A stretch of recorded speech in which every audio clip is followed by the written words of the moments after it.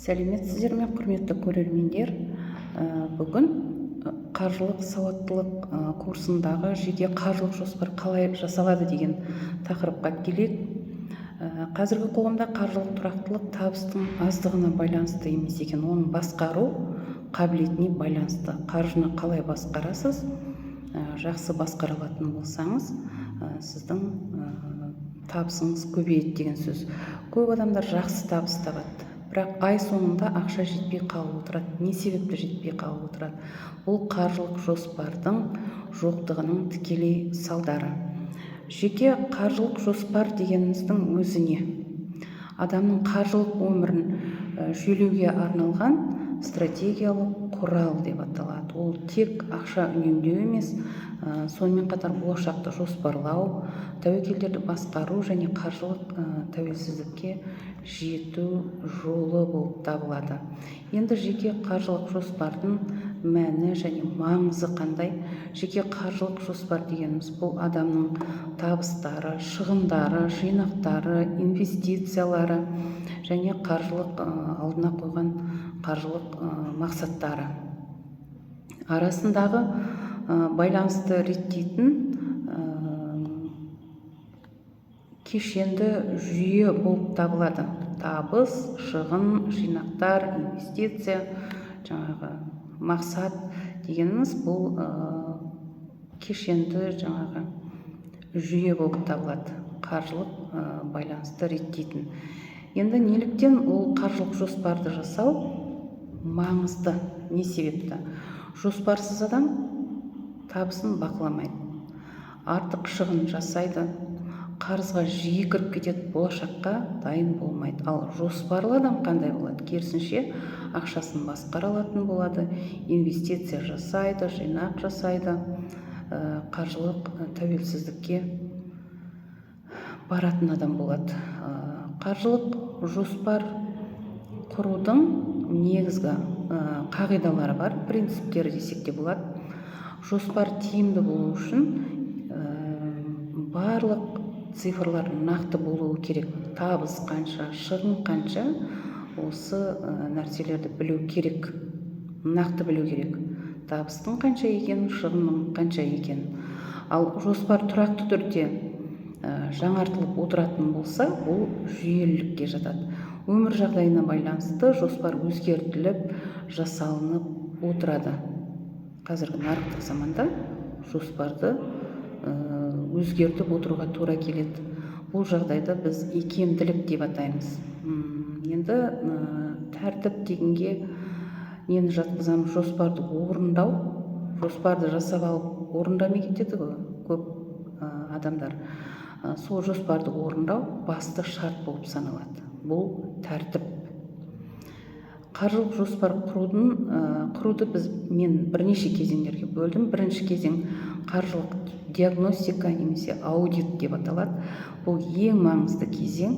Сіз өзіңізге келесі сұрақтарды қоюыңыз керек. Менің нақты табысым қанша? Ақшам қайда кетіп жатыр? Қарыздарым бар ма? Қанша жинағым бар? Инвестицияға қанша қаржы салып отырмын деген сияқты, қанша пайда тауып отырмын деген сияқты. 30 күн бойы барлық шығындарды жазып отыру керек. Шығындарды 3 топқа бөлу керек міндетті түрде. Міндетті қосымша артық деп. Міндетті шығынға тамақты, коммуналканы жатқызамыз, ал қосымша шығынға киім, кафе деген сияқты мәселелерді. Ал артық шығынға импульсивті сатып алу. Мысалы, жай ғана мысал келтірейік. Қарныңыз аш кезде азық-түлік дүкеніне кіретін болсаңыз, ол жерден көбірек зат алып қоясыз. Қаржылық мақсатты біз қалай қоямыз? Мақсат ол жоспардың жүрегі деп есептейік. Мақсаттың түрлері бар. Қысқа мерзімді, ұзақ мерзімді деген түрлері бар. Қысқа мерзімді түрлері, мысалы, телефон алу, демалыс деген түрі бар. Және орта мерзімді түріне біз көлік алу және бизнес бастауды орта мерзімді түріне жатқызамыз. Ал ұзақ мерзімді түрі ол үй алу және зейнетақыны ұзақ мерзімге жатқызуға болады. Және бізде үшінші кезең бар. Үшінші кезеңде біз бюджетті құруымыз керек. Бюджет дегеніміз не? Бұл ақша ағынын басқару құралы. Бюджеттің классикалық моделі 50-30 және 20 деген. 50-30-20 деген. 50%-ды қажеттілікке жұмсау керек дейді бұл жерде, 30%-ды алатын қалауларымызға, ал 20%-ын жинаққа салу керек деген сөз. 50-30-20 деген. Немесе оған балама модельдер бар. 70-20-10. Бұл жерде 70-ті қажеттілікке жұмсап, 20-ны қалауларға, 10%-ын жинаққа салып қоюға болады. Немесе 60-20-20 деп, мысалы, балалы отбасыларға осылай бюджет құруға болады. Одан басқа бюджеттен кейінгі кезең бізде қаржылық қауіпсіздік жағдайы. Бұл жерде бұл өмірдегі күтпеген жағдайларға арналған қор. Норма 3-6 айлық шығын көлемі. Оны қайда сақтау керек? Оны банк депозитінде сақтау керек, немесе қолжетімді есеп шотымызда сақтауға болады. Енді 5-ші кезеңіміз қарыздарды басқару. Қарыз дегеніміз не ол? Қарыз деген қаржылық жоспардың басты қауіпті факторларының бірі ғой. Қарызды басқарудың 2 негізгі әдісін айта кетсек, қар көшкіні әдісі деп аталады. Мысалы, ең кіші қарыздан бастау. Ең кіші қарыздан бастап құтылу керек. Және бізде 6-шы кезең деген бар, ол инвестициялау. Инвестициялау дегенді сіздер білесіздер, жинақ. Жинақты біз қорғаныс деп атасақ та болады. Ал инвестицияны өсу деп атауға болады. Инвестиция дегеніміз ол қаржының өсуі.